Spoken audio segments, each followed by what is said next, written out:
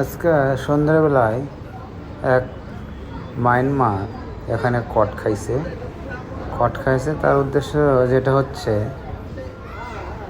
সে দোকান থেকে বাকি খাইছে। তারপর এক মেকানিকে খালি গায়ে দেখতে পাচ্ছেন, এক মালায়ুর সাবা অর্থাৎ গাড়ি ঠিক করে নিয়েছে, কিছু পার্স নিছে, মানে 100 টাকা দেয়নি। আর দোকানদারে নোয়াখালী এর বাড়ি, এর থেকে দোকানে বাকি খাইছে মনে হয় বেশ কিছু টাকা।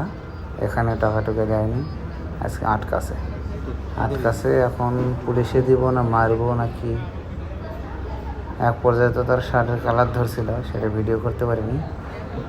তো মায়ানমারে কিছু লোক আছে যে গাড়ি চালায়, মানে গাড়ি নেয়, ভাব নেয়, বিশেষ কিছু মানে গেটাপে থাকে আর কি। অথচ এরা কিন্তু পুরো বাটপার, সেটিং মিটিং করে চলে আর কি, কাজ কাম করে না।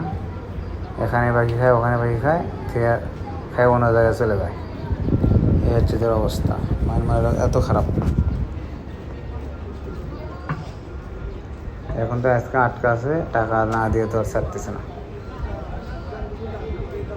আজকে কট খেয়ে গেছে একবারে, যাইতে দিচ্ছে না, সবাই মিলে ধরছে।